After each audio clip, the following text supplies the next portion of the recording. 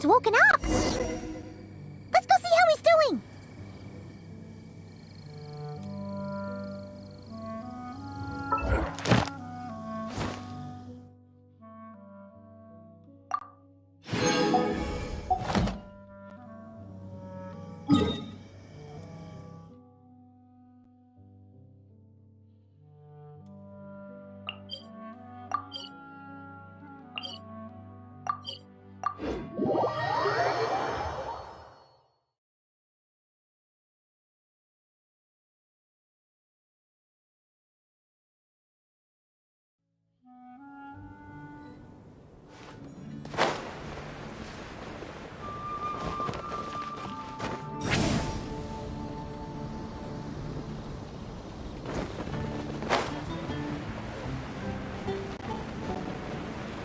Watch out!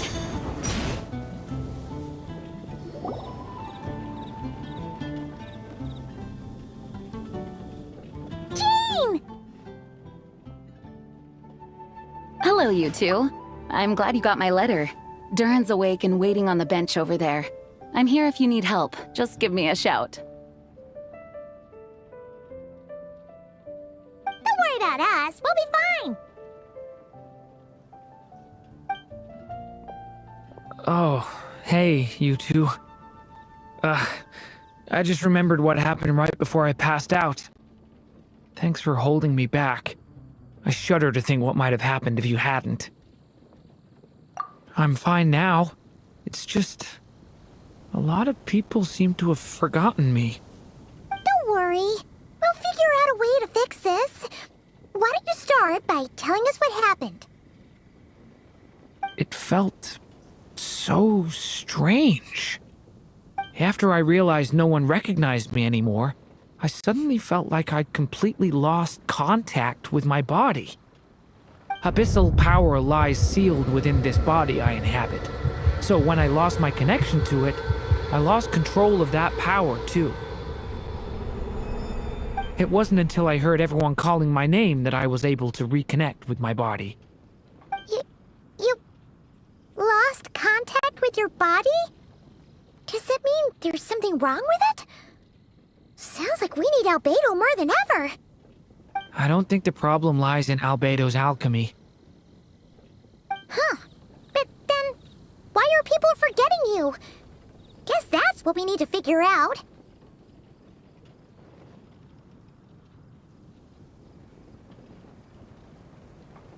That means we need Alice for sure. But it's been ages and she still hasn't been in contact. Now would be a really good time for a hint. How could the story's budding branches even hope to reach beyond the towering walls? Leaving the castle, the witch went off in search of the tallest, grandest tree in the whole world.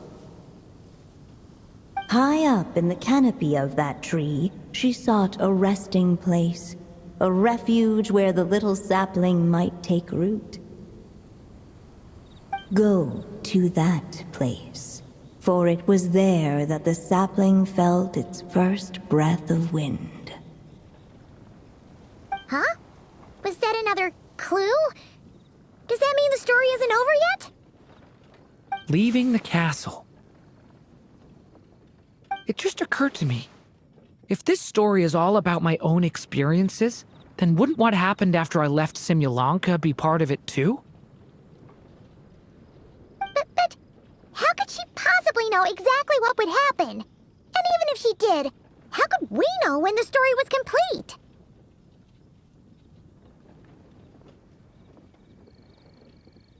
Yeah. Since we can't reach Alice right now, we'll just have to get to the bottom of this ourselves. But first, we gotta figure out where this riddle wants us to go. The tallest, grandest tree in the whole wide world. Huh. The only place that ever gave me that feeling was the one I ended up in right after leaving Simulanka. They had great coffee there, too. And so many books you'd never run out of things to read.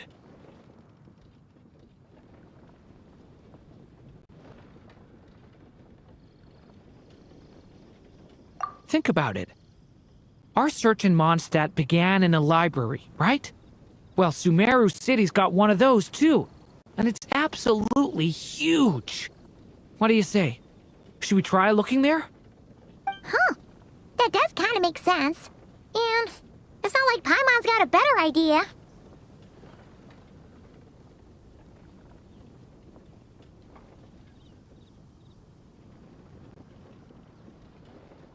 Alright, let's just give Jean and the others a heads up first. Well, it sounds like you've got a plan, so I won't interfere. All I ask is that you stay safe. Albedo won't be back for some time, and until he is, we can't know for sure how dangerous Duran might be in his current state. I'm so sorry about what happened before. Believe me, I'm not blaming you, and neither is anyone else here. If anything, it's the opposite. We're all just worried about you. Worried? About me? Come with me. I want to show you something. As soon as they heard you were awake, they all hurried over to see how you were doing. You all came to see me? A little birdie told me you're working on finishing a storybook. So maybe all those people losing their memories is just a plot twist, waiting to be resolved. Miss Lisa, you always seem to know how to put my mind at ease. Please, everyone, don't worry about me. When I get back, I'll find a way to complete my mother's story, and the one we started, too.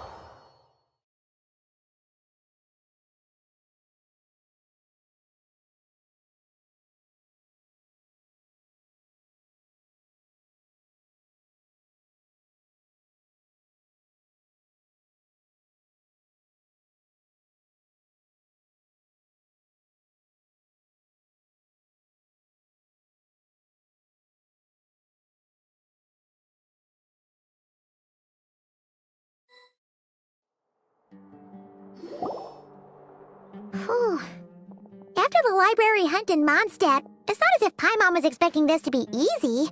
But this... Yeah... This is something else. Where do we even begin? Even the clue this time seemed kind of cryptic. Yeah. Guess the best we can do is stay on the lookout for more weird things going on.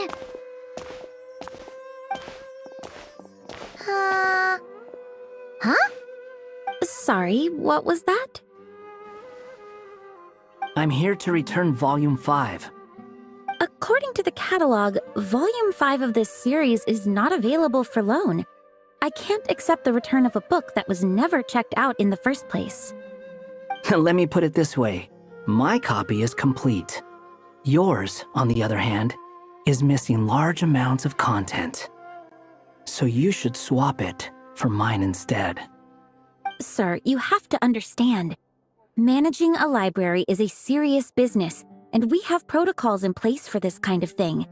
I can't just replace an important volume in our collection based on nothing more than your word.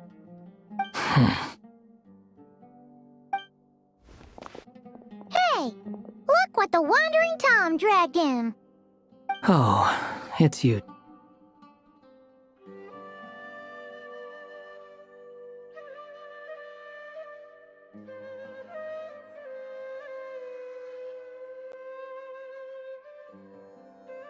And, what is it you're doing here? I'm a traveling scholar, as you know. Isn't a library the most natural place for me to be? Well, the last time we saw you was all the way in Nodcry. Paimon just didn't expect to suddenly see you in Sumeru, that's all. There were some things I needed to come back and take care of. Some documents had gone missing, so I tracked them down, restored them to their original condition. And now, I'm here to return them. And considering what I'm planning to do next, it feels like a weight off my shoulders. What's going on with you, huh? You look like a kicked puppy. Hat guy. At least you haven't forgotten about me. What's that supposed to mean?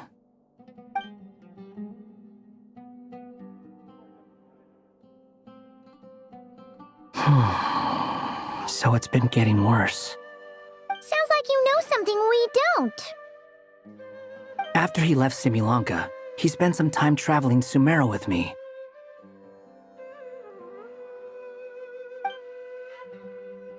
I was working on several texts at the time, and I stumbled upon something strange. Anytime Durin of Similanka was mentioned, before long, the record would disappear. Which means, all the remaining records on Durin are about the evil dragon that fell on Dragonspine. How did you even discover that? If I remember correctly, Hat Guy loved the time he spent in Similanka so much that he started writing a travel log. That's besides the point. The fact is, you're not affected by the ley lines of this world. I'm sure you can grasp the implications of what that means. His case is different from mine. It's more like the world itself refuses to accept his existence. It started with the few written records, but now, it sounds like it's spread to people who never met him or didn't know him well. At this rate, the whole world might forget him altogether. The whole world? But that includes all my friends in Mondstadt, and even Hat Guy, too. So that's what you've been worried about all this time? Why didn't you just tell me? There are more important questions right now, like figuring out how to fix this. That mage clearly cared a lot about her child. She left that book behind for a reason. If you want answers, isn't that the place to find them? You think that didn't occur to us already? Problem is, we need to find the memory that unlocks the next chapter first. Mind if I take a look?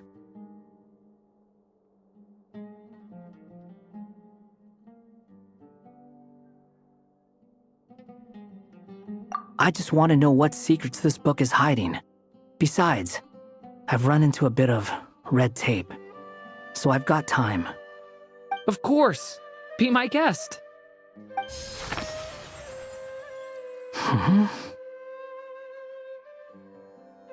So, the memory we've been looking for was about you all along?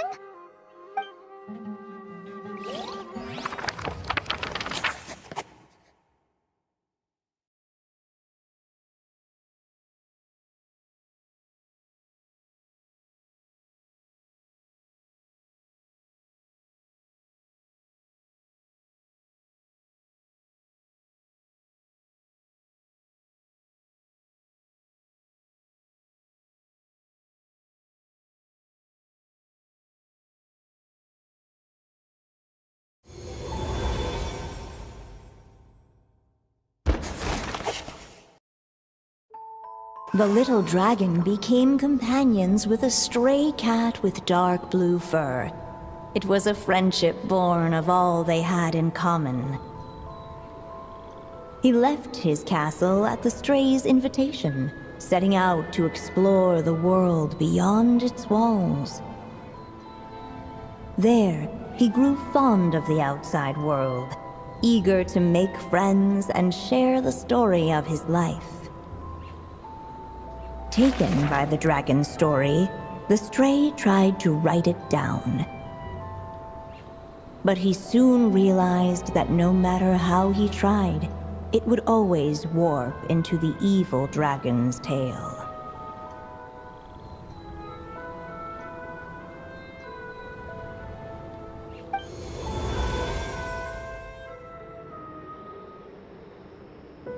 So, this is the world where this chapter takes place? Looks like we're at the top of some kind of gigantic tree.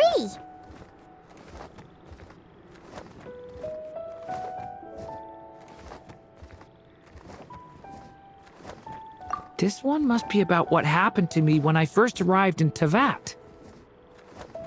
No wonder the memory that unlocked it was about Hat Guy. Most of my memories from that period were. Hold on. Anyone want to explain how I ended up looking like this? Maybe you've become a character in the story too.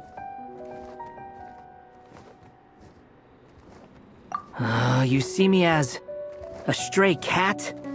A wandering Tom, to be exact. You should count yourself lucky. Of all Durin's friends, your character is by far the most memorable.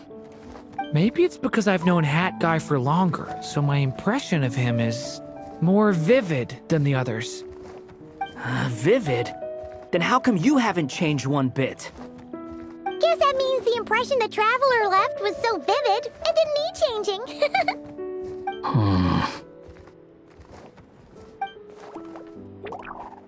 Hello, everyone! Ready for today's adventure?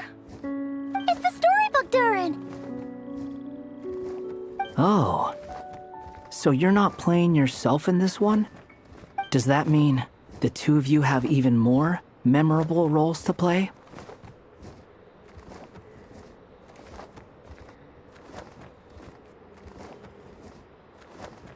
Where are we going today, kitty cat? Whatever.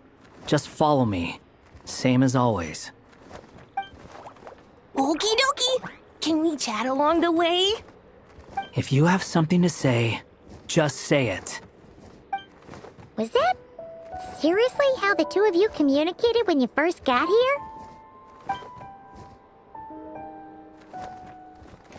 Yep. Anyway, how do we get ourselves out of here? Usually, the narrator gives hints to help us figure out what to do. Speaking of which, about time we got some of those, don't you think? The story's vines had woven themselves together into a giant tree, the boughs of which a little storyless dragon now paced, homeless among its leaves. He had to find a way to leave this place and set off in search of a home of his own. If he stayed, the world would erase him from its memory altogether. To leave this place. But where am I supposed to go? The little dragon felt completely lost. Just like the vines, the road ahead branched off into different directions, twisting and turning before disappearing into the mist. But as luck would have it, a prophetess waited up ahead. Perhaps she might know where each path might take him.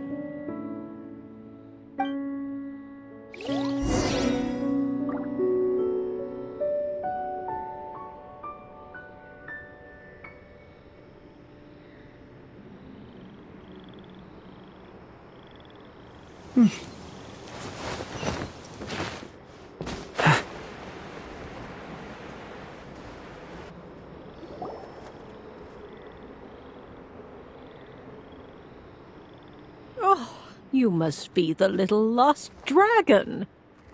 It's true. My friends and I are lost. This meeting was no accident. The prophetess was in fact the seer witch, here to present her promised gift. The seer witch? Oh yeah! That's Mona's teacher, right? The old hag? Insolent child. I am the seer witch, your prophetess, not some old hag. Sorry! Now, little lost dragon, I have come to bestow the gift I once promised. A prophecy. A prophecy? Hear me now, for my prophecy is this. One day, the dragon from beyond the castle shall be reborn, and none may avert its coming. The wind took the prophecy and swept it off into the distance. And so, the little dragon was shown a path to wander. As far as I remember, once that alchemist from Mondstadt learned about the prophecy, he chose to stand with you against the evil dragon. So, what does any of this have to do with you being forgotten? Oh, wise witch of prophecy! Could we trouble you with another question? As enigmatic as she was elegant, the seer witch spoke no more, for her thoughts had long since returned to the starry firmament above. Just when we actually needed her. The seer witch was my mother's friend, so the prophecy she just gave should turn out to be helpful. Well, it's not like we've got better options. But, if all we need to do is leave this place, which path should we take?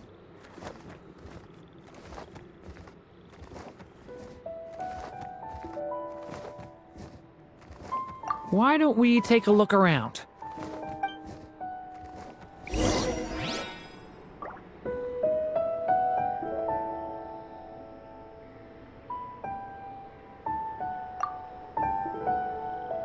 As enigmatic as she was elegant, the seer witch...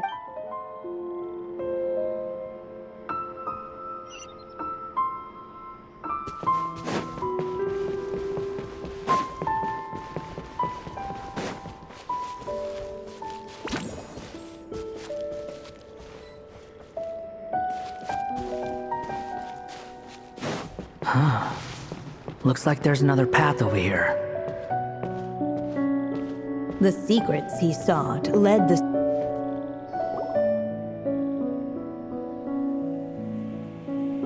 It seemed to lead away from this place, but each time he tried to follow it, the branches of the tale sent him back to the start.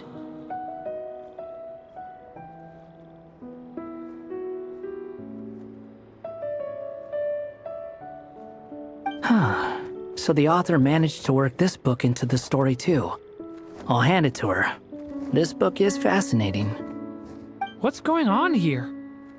When I first realized you were being forgotten by the world, I thought it might be because you spent too much time with me. In which case, the only hope of a cure would be to cut our ties for good. What makes you think that? Once upon a time, the stray tore apart his own story and was forgotten by the world beyond the castle.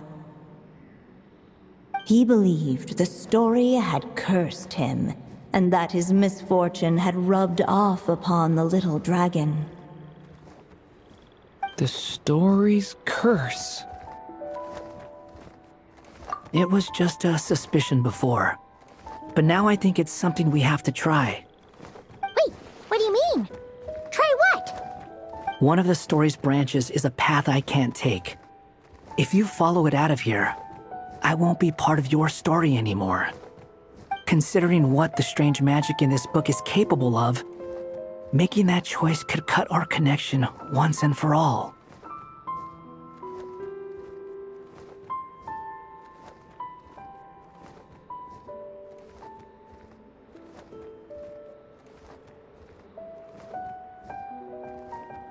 As long as there's a chance it might work, it's worth a try. He's not like me. He deserves for the world to remember him. Well, maybe Hat Guy has his reasons for thinking that way, but that's not the kind of decision I can make so easily.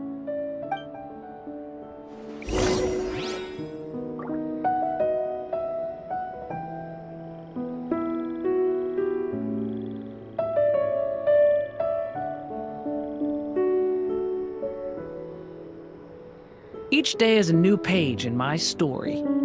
I want to savor every scene, every footnote, before I turn— It's what my stray cat buddy thinks is best anyway! Hat Guy. It's worth a shot. Just don't let this world forget who you are.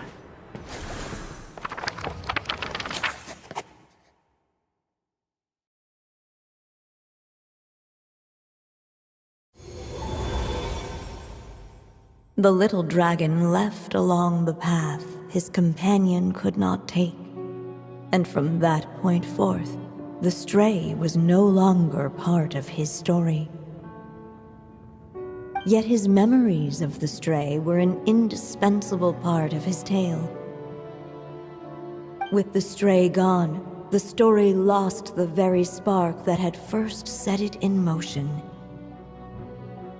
In the end, the little dragon's story faded into nothingness, and in the world beyond the castle, only the evil dragon's tale endured.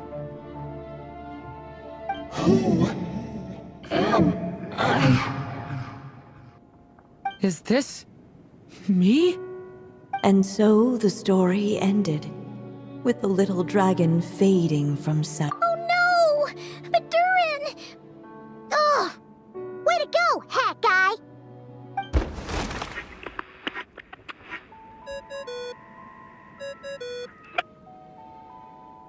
Hello, children. If you're hearing this recording, it's because you've reached a certain ending. You may have noticed that little Durin's experiences have been written into the pages of this book. Well, you should know that in the same way, its ending will also be written onto him. So be careful, because triggering a bad ending could be somewhat problematic. Let me guess, you're upset that I didn't warn you earlier? Don't worry, though. I've thought it all through. I built a very special feature into this book, just for you, the witnesses of this tale. So, go ahead. See if you can turn back the pages. If you're not happy with the ending you've reached, just flip back a few pages and let the tale unfold once more. Pretty incredible, huh? That's the power of magic.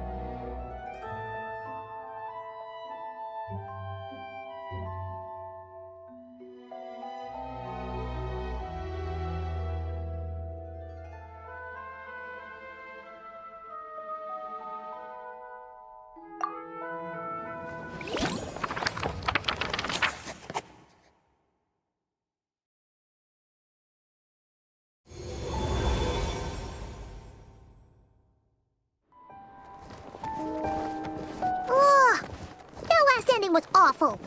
No way we're picking that path again. What are you even talking about?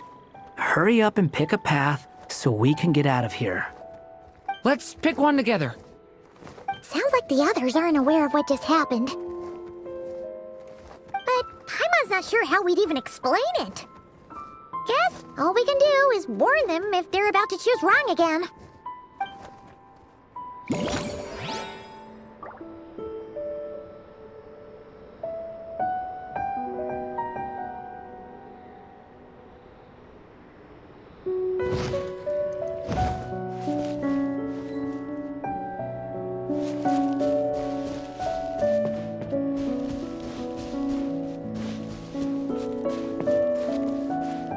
Looking back the way he had come, the little dragon saw a gentle glow, a warm light that reminded him of somewhere familiar.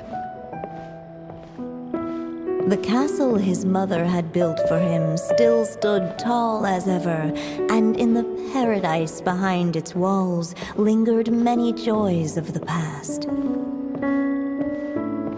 Its gates were always open for him, a haven where no tales of wicked dragons were told.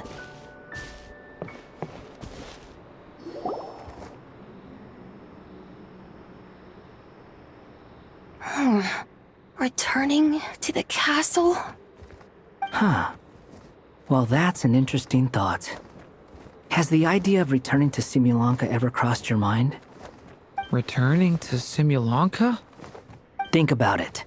It's a place where a heartfelt wish is all it takes to rewrite the cruelest fate. Not like here, where fate mocks us all. If there really is a being controlling the fate of this world, it must be a laughably spiteful creature, deaf to the wishes of others. If you leave this world and its cruel fate behind, maybe your problems will be solved. Hey! Don't give him crazy ideas like that! I was simply expressing my envy, that's all. Not everyone is lucky enough to have a place like Simulanka to return to. Well, let's say that you did. Would you choose to go back? Of course not. I'd rather show fate who's boss instead. Oh.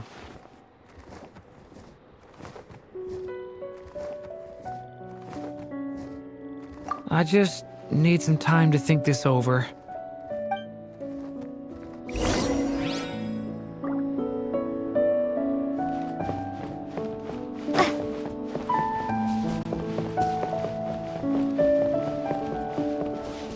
You really want to return to the castle, don't you, little dragon?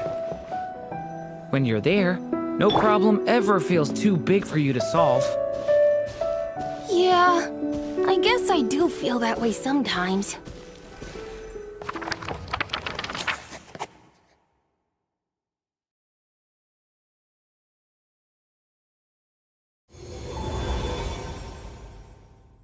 As the little dragon slipped back inside the castle's walls, the clamor of the outside world fell away.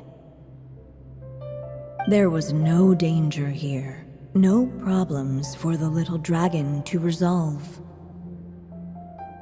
As soon as his mother finished her story, it was time for the child to drift off into the world of dreams. And so the story ended, with the little dragon fast asleep in his castle, just like he had never even hatched. What's going on? I feel so weak. Hey, what's happening? Durin, wake up!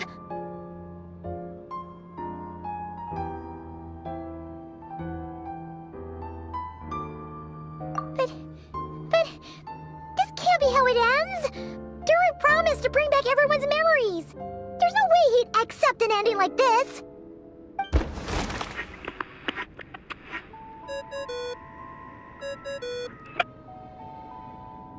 Remember, if you're unhappy with this ending, try thinking of a way around it.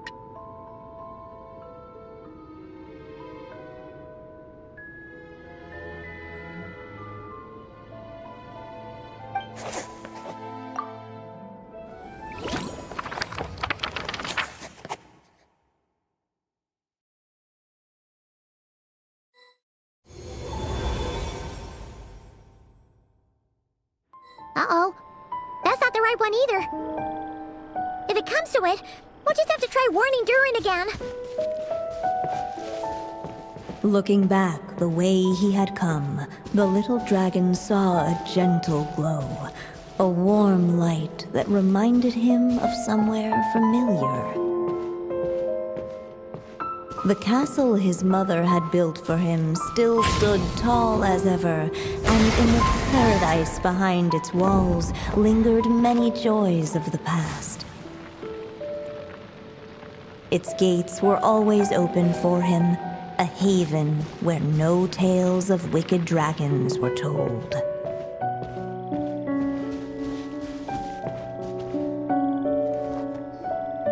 If we go this way, we'll be returning to the castle. Returning to the castle.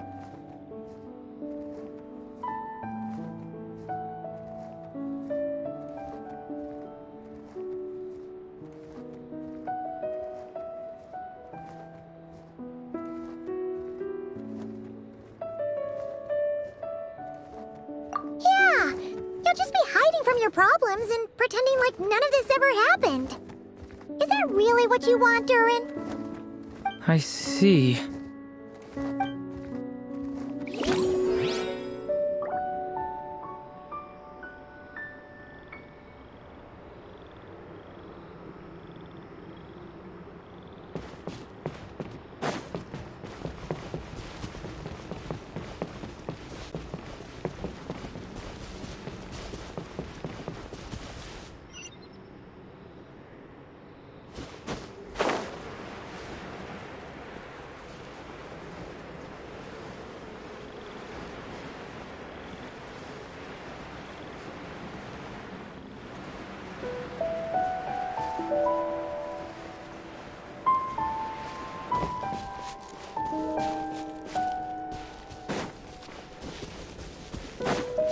The wind kept blowing, but the little dragon had not yet resolved to follow it. Before him lay a foggy path, and where it might lead he could not tell.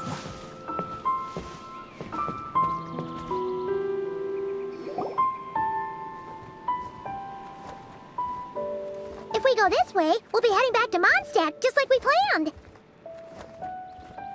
Out of all the options so far, this seems like the safest, right? At least we know what happens next. He helps stop the evil dragon from returning, gets a new body, makes a whole bunch of friends, who all just forget about him. But you didn't forget, Hat Guy. I'm just saying, choosing this path wouldn't solve the main problem. You'd still end up being forgotten. Huh.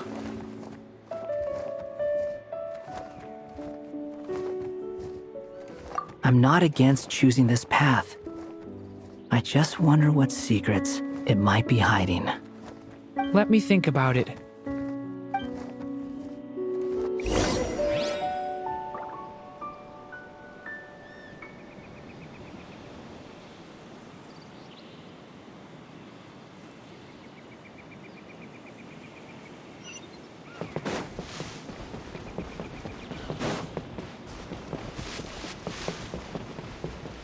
I still think you should keep going, little dragon.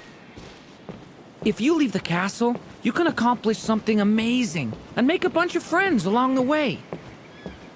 Really? Then let's go!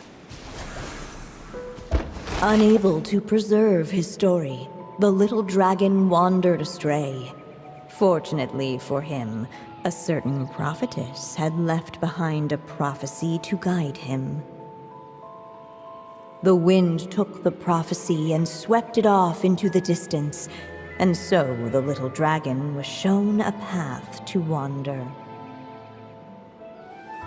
Following the wind's guidance, the little dragon made his escape. In turn, the prophetess affirmed the little dragon's choice, leaving an extra secret as her parting gift. Now that you've made up your mind, I shall keep my promise by explaining Fate's little trick. Long, long ago, the gods of the high heavens gave the world outside the castle a magic of its own. They called it storytelling. It was a magic of almost unshakable power that governed how people met, grew close, and understood one another.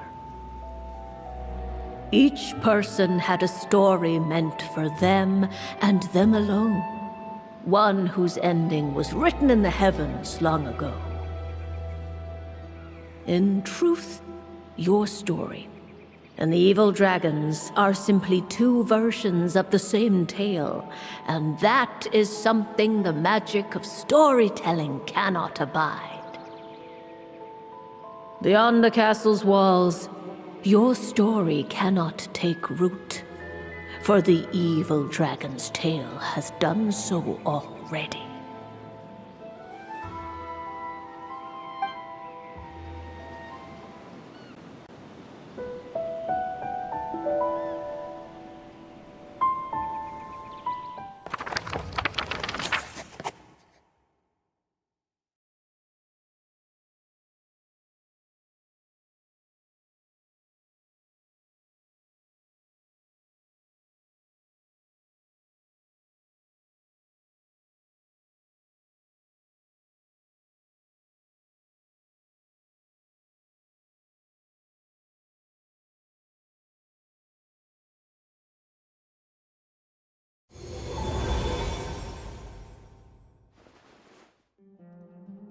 So, that was the secret?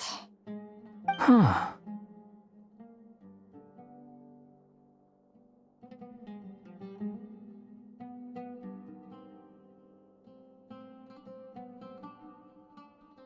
But what does that mean? You still don't get it? Simulanka Durin and Tevat Durin share a special kind of connection. Their fates are mirror images of one another. While they were in two separate worlds, there may have been some mutual influence, but their fates were independent. But when Simulanka Durin came to Tevat, a version of his fate already existed there. So, how can two fates exist at the same time? The answer is, they can't. The rules of this world don't allow it. You can't return a book you never checked out in the first place. So, what's Durin supposed to do? Those mages seem to have come up with quite the ingenious solution.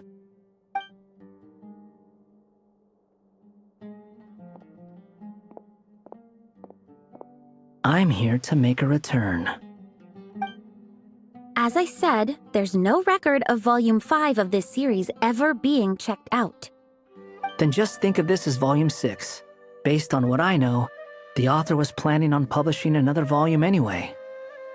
The catalog does have a slot reserved for Volume 6. So, this is it? Sure, let's go with that. All you need to know is, I'll be the one writing this series from now on. You...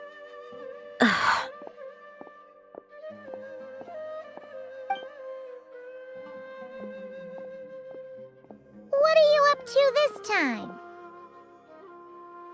Remember the red tape I mentioned before? Well, I just took care of it. Now, I guess you'll be off to see your alchemist friend? It should be pretty obvious by now. He has the answers you're looking for. Well, we do have a whole bunch of things to confirm with Albedo, that's for sure. But didn't Jean say he'd be gone for quite a while? I'll join you. Just let me know when it's time to go. Hat guy? Don't sound so surprised. I'm part of this story too, aren't I? I'm just playing my role. Well, yeah. But it's not that. I just feel like you want to help, but something's holding you back. When I first realized you were being forgotten by the world, I thought it might be because you spent too much time with me. I even thought cutting our ties might be the only way to fix it. Why would you think that?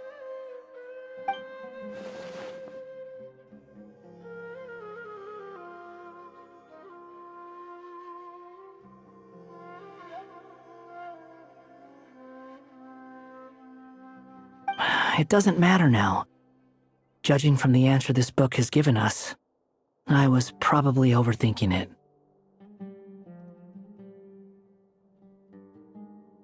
Just as well. With the ley lines rejecting him like this, the people who still remember him are his only remaining connection to this place. If that last fragile tie was broken, who can say what devastation his unbound body might unleash? And to think I'm one of the people keeping you here, instrumental in helping change your fate. Can't say I saw it coming. Well, if it's good enough for Hat Guy, it's good enough for me. After all, he is about as odd as humans get. Excuse me? With some people, even if you try asking a simple question, they'll always give you a complicated answer. And the more you ask, the more complicated it gets. Truth is, Hat Guy's just that kind of guy.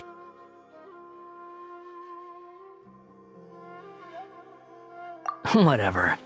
All I needed was a yes or no, so we can quit it with all the back and forth.